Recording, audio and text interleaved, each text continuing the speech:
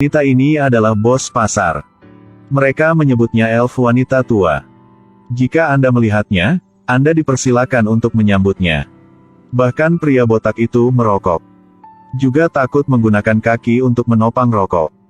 Jadi, apa yang membuatnya menjadi bos di sini? Itu semua tergantung pada kamera ini. Hanya perlu melihat perilaku ilegal Hanaf. Dia akan mengambil gambar. Kemudian ajukan keluhan ke kantor penerimaan distrik. Ambil jalan untuk berdagang.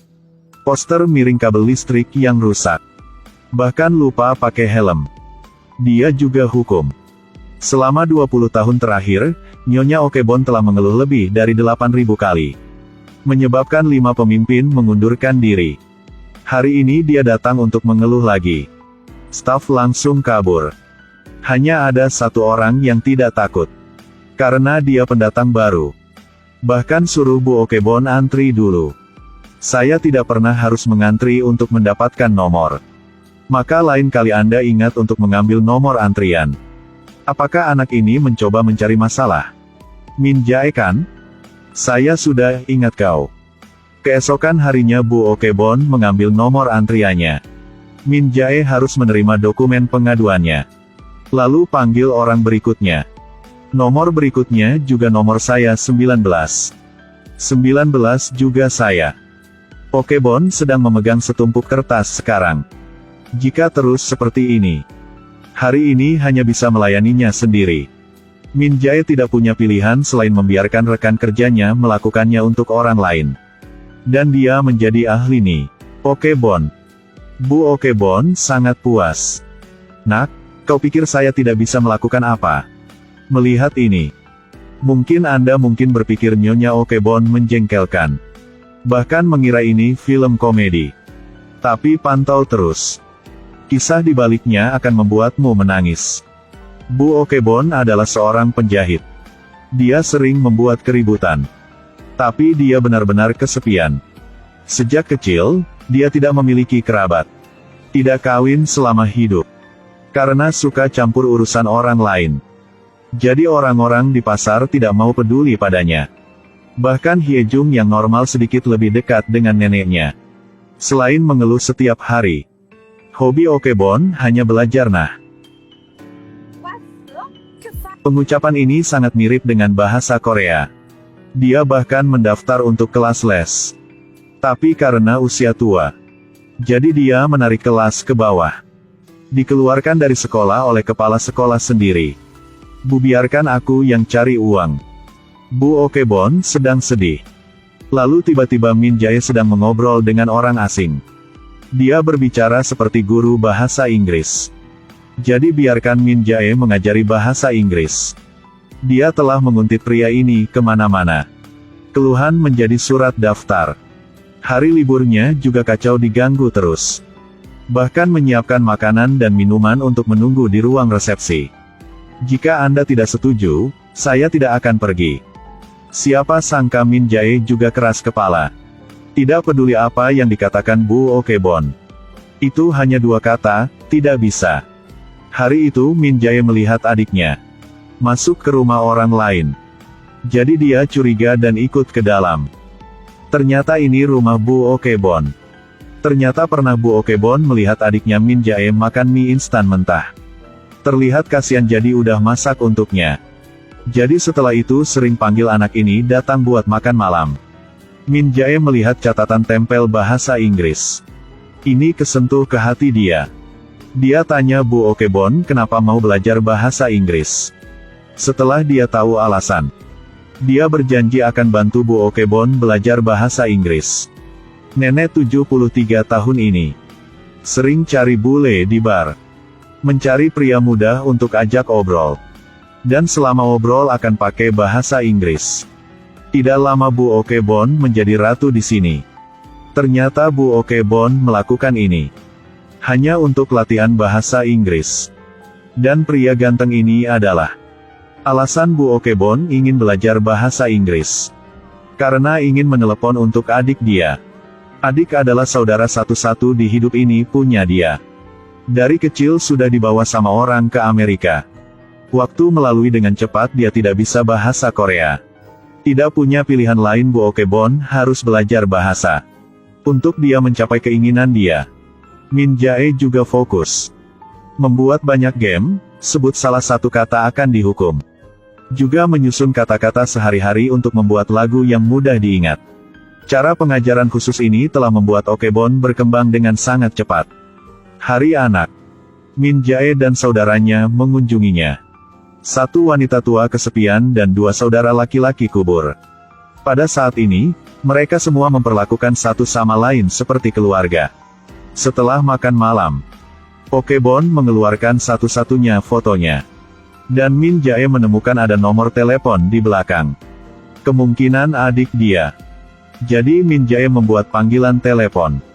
Ingin kasih tahu jika Bu Okebon sangat merindukan adiknya. Tapi jawabannya seperti ini. Tapi balasannya seperti ini, maaf saya tidak ingin berbicara dengannya. Tolong jangan kontak ke saya lagi. Dan tolong sampaikan ke saudara saya. Saya sudah tidak ingat dia lagi. Min Jae tidak tahu masalah di antara mereka berdua. Untuk tidak mau Bu Okebon sedih, dia hentikan tidak mau ajarin bahasa Inggris lagi. Kemudian serangkaian masalah lain menyusul. Bu Okebon mendengar percakapan orang-orang di kantor rakyat. Baru tahu, ternyata mereka dan orang-orang selalu memaksa mereka untuk meninggalkan toko dan pergi ke tempat lain. Adalah teman satu sama lain. Jadi dia marah dan pergi menemui rakyat. Ingin mendapatkan kembali dokumen laporan pengembang. Tapi siapa yang tahu dokumen itu dihancurkan oleh Min Jae. Nenek Okebon marah. Berpikir Min Jae memiliki nyali yang sama dengan mereka.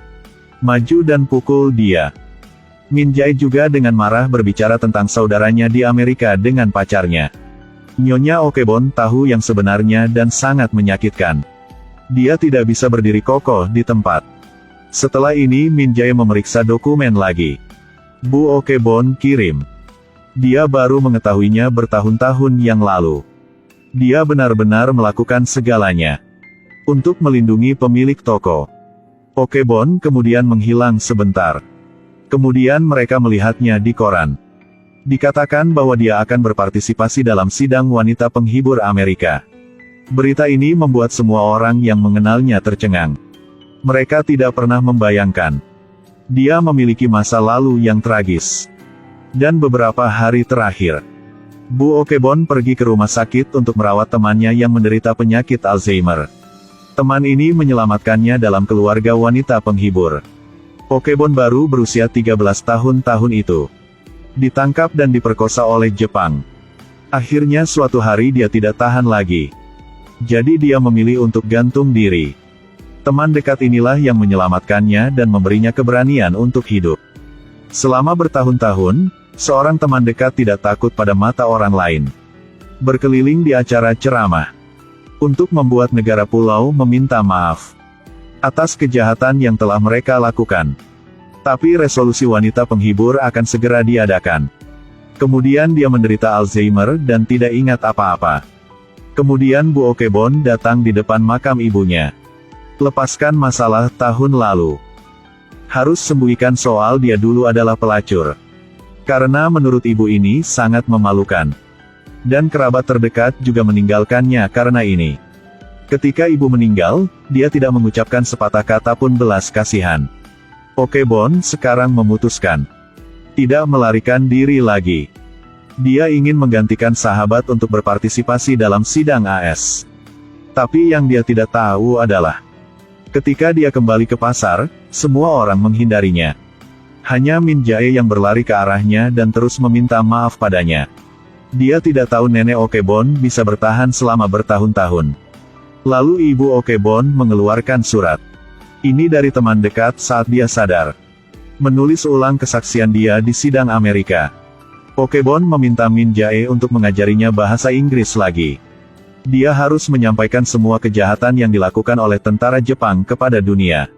Setelah Min Jae pergi, Ibu Okebon telah menghindariku akhir-akhir ini ketika dia melihat Hyejung. Dia tidak tahan untuk mengejarnya dan tiba-tiba menghindariku. Apakah karena dia tidak ingin berteman dengan orang-orang dengan masa lalu yang kelam? Tapi kata-kata Hyejung membuat orang menangis. Karena cinta aku jadi seperti ini. Kita sudah tinggal dekat dengan waktu yang cukup lama. Kenapa kau tidak pernah ceritakan soal itu?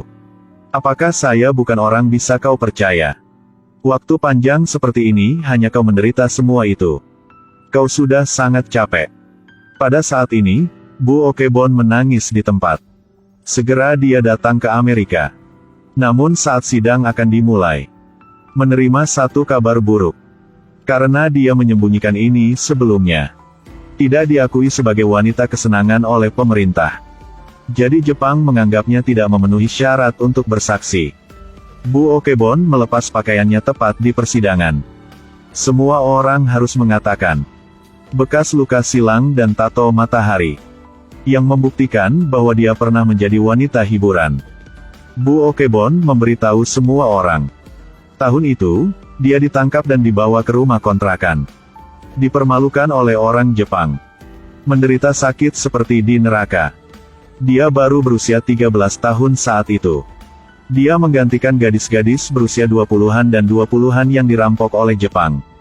Berdiri di sini, saya menyatakan bahwa apa yang saya katakan adalah benar.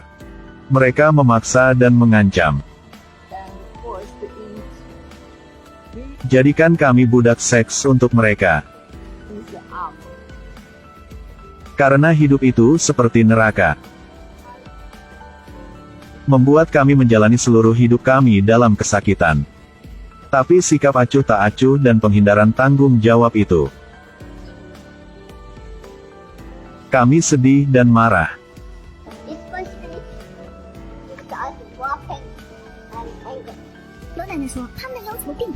Bu Okebon berkata bahwa permintaan mereka bukanlah masalah besar. Hanya perlu Jepang untuk mengakui kesalahannya. Dan meminta maaf kepada mereka di depan umum. Mereka ingin mendengar permintaan maaf saat mereka masih hidup. Apakah begitu sulit? Okebon akhirnya memohon semuanya. Ingat apa yang telah mereka lalui. Dan semakin diingat sejarah sedih ini, jangan diulangi. Setelah pidato Bu Okebon, ini adalah pertama kalinya hal itu diakui secara publik. Jepang telah melecehkan wanita. Yang mereka tunggu sekarang adalah permintaan maaf. Tapi Bu Okebon menerima permintaan maaf dari satu orang.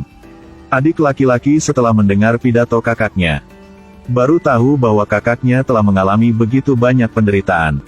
Saat ini, saudara dan saudari bersatu kembali. Bu Okebon telah menunggu selama 60 tahun. Hari-hari berikutnya, Bu Okebon masih memegang kamera kecil. Laporkan pelanggaran dan disiplin. Hanya saja sikap orang telah berubah. Menjadi lebih ramah.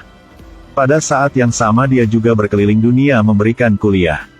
Dapatkah Anda berbicara bahasa Inggris? Tentu saja. Of course.